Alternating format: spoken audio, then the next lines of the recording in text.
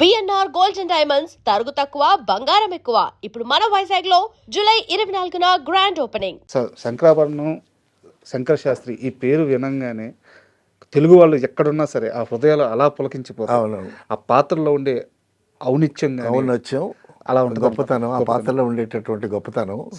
ఆ గొప్పతనం ఎంత పని చేసిందంటే జేవి సోమయాజులు గారు శంకరాభరణం సినిమా చేసి, శంకరాభరణానికన్నా ముందు ఒక సినిమా చేశారు, కానీ శంకరాభరణంతో గొప్ప పేరు వచ్చింది ఆయనకి. అయితే అప్పటికి ఆయన డెప్యూటీ కలెక్టర్గా జాబ్ చేస్తున్నాడు. ఓకే, ఆయన మీద ఒక కంప్లైంట్ వచ్చింది. ఇప్పుడు ఏంటంటే జాబ్ చేస్తూ సినిమాల్లో చేయకూడదు అనేటటువంటి కంప్లైంట్. ఓకే, ఆ రూల్ ఉందా? ఆ రూల్ జనరల్గా ఉంటుంది. ఓకే, ఇప్పుడు ఎందుకంటే అక్కడ శాలరీ తీసుకుంటున్నారు, ఇక్కడే రెమ్యునరేషన్ తీసుకుంటున్నారు. ఓకే, సో 2 jobs 2 incomes కదా. అలాగా అది ఆయన మీద ఒక కంప్లైంట్ వెళ్ళింది. అప్పుడు సీఎం గారు ఎవరు? చెన్నారెడ్డి గారు. ఓకే, ఈయన అసిస్టెంట్ కలెక్టర్గా ఉన్నాడు కదా, అప్పుడు విజయవాడలో చేస్తున్నాడు. అప్పుడు ఆ కంప్లైంట్ వెళితే అసలు ఏంటి ఆ శంకరాభరణం ఏంటి అది తీసుకురండి అని ఆ క్యాసెట్ వేసుకొని చూశాడు ఆయన. ఓకే, చూసి చెన్నారెడ్డి గారు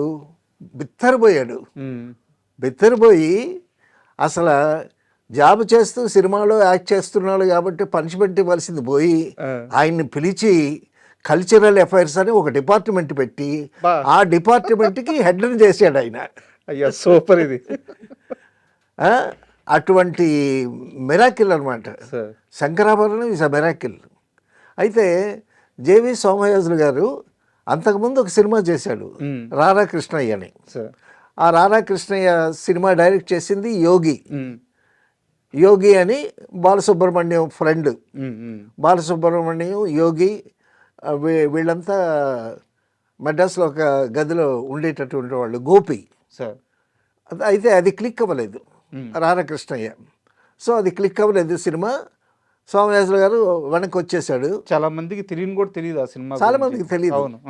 ఆ డైరెక్టర్ యోగి అనే అతను మా ఫ్రెండ్ కూడా ఈ మధ్యన కాలం చేశాడు. ఓకే, తర్వాత మళ్ళీ ఈ శంకరాభరణం కథ తయారు చేసి, అసలు శంకరాభరణం కథ తయారు చేసేటప్పుడు సీతామహాలక్ష్మి డిస్కషన్లో ఈ కథ చెప్పాడు విశ్వనాథ్ గారు. ఓకే, అప్పుడు జంజాల గారు ఉన్నారు, పాలగుమ్మి పద్మరాజు గారు ఉన్నారు, నేను మురారి వీళ్ళంతా ఉంటే ఈ కథ చెప్పాడు ఆయన. కథ ఒక సంగీత విద్వాంసుడిని ఒక వేసి వచ్చి బుడ్డోడిని తీసుకొచ్చి ఆయన దగ్గర చేర్చడం, ఈ కథ చెప్తుంటే ఇందులో హీరో ఎవరు, హీరోయిన్ ఎవరు, డ్యూయెట్ ఏమిటి, లొకేషన్లు ఏమిటి కథ అని అనుకున్నాం మేము. ఈ కథ ఎందుకంటే చెప్పేవాడు ఈ కథ మీద ఆ ఫీడ్బ్యాక్ తీసుకుందామని ఎప్పటి నుంచో ట్రై చేస్తున్నాడు ఆయన, అందరికీ చెప్తూ వస్తున్నాడు ఆయన.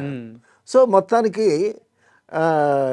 ఏడింది నాగేశ్వరరావు ఈ కథ చేయడానికి సిద్ధపడ్డ తర్వాత అంతా బాగానే ఉంది. ఈ సోమయాజుల క్యారెక్టర్కి, శంకర శాస్త్రి క్యారెక్టర్కి ఎవరిని వెయ్యాలి? నాగేశ్వరరావు గారిని వెయ్యాలి. నాగేశ్వరరావు గారిని వేస్తే నాగేశ్వరరావు గారు కనిపిస్తాడు క్యారెక్టర్ కన్నా. తర్వాత గుమ్మడిని వెయ్యాలా, లేకపోతే కృష్ణరాజు గారిని వెయ్యాలా?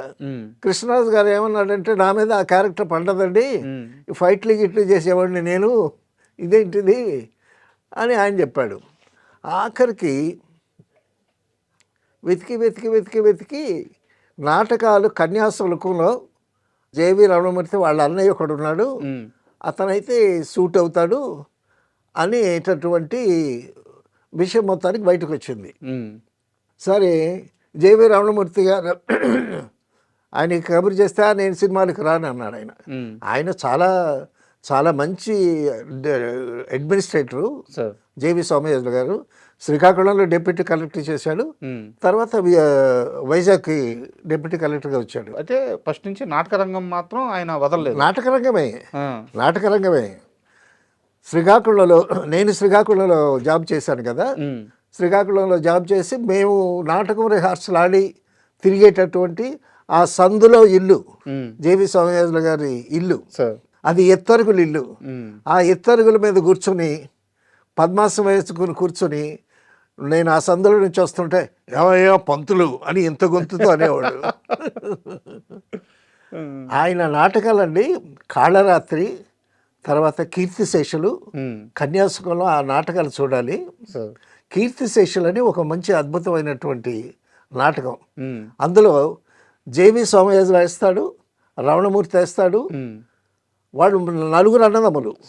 అందులో శ్రీరామ్మూర్తి అని ఒక అతను ఉన్నాడు, అతను కూడా వేస్తాడు. శ్రీకాకుళంలో ఈ నాటకం వేస్తున్నారండి. ఈ నాటకం వేస్తుంటే వాళ్ళ మదర్ వచ్చారు నాటకం చూడటానికి. ఏంటి, ముగ్గురు కొడుకులు స్టేజ్ మీద నాటకం వేస్తుంటారు. చాలా అద్భుతమైనటువంటి నాటకం, అద్భుతంగా యాక్ట్ చేస్తారు. ఆ నాటకం చూడటానికి ఈవిడ వచ్చి కూర్చుంది. ఈవిడ నాటకం చూస్తుంటే నేను ఈవిడ్ని చూస్తున్నా, తల్లి ఎంత మురిసిపోతుందో ఈవిడ అని. అద్భుతంగా ఆడేవాళ్ళు. తర్వాత ప్రఖ్య శ్రీరామూర్తి రాసిన కాళరాత్రి అని ఒక నాటకం అండి. అందులో ఒక క్యారెక్టర్ వేస్తాడు సోమయాజులు గారు. అసలు కళ్ళల్లో ఆ పాయిజనస్ లుక్స్ అద్భుతంగా యాక్ట్ చేస్తాడు. సరే, అంటే sorry to interrupt you. Looks అంటే నాకు ఒక చిన్న సీన్ గుర్తొచ్చింది. కోర్టు దగ్గర కోర్టులో అంతా అయిపోయిన తర్వాత బయటకు వచ్చినాక వాళ్ళ మన ఆర్టిస్ట్ వాళ్ళ మదర్ని వాళ్ళ మామని అరెస్ట్ చేసి తీసుకెళ్తా ఉంటారు. అవునవును. ఇవి తిట్లు తిడతా ఉంటది, నువ్వు నాశనం అయిపోతావు అని చెప్పేసి తిడతా ఉంటది. మన శంకర్ శాస్త్రి గారు మెట్లు దిగి అలా వస్తారు అనమాట. ఒక డైలాగ్ ఉండదు, ఒక అరుపు ఉండదు, ఏముండదు. మీరు చెప్పిన పాయిజనస్ లుక్స్ అలా ఇవ్వంగానే అంత సైలెంట్. తర్వాత ఆ లుక్స్ మీదే ప్లే చేశాడు విశ్వనాథ్ గారు. ఈ విషయం ఇంతకుముందు కూడా మనం అనుకున్నాము.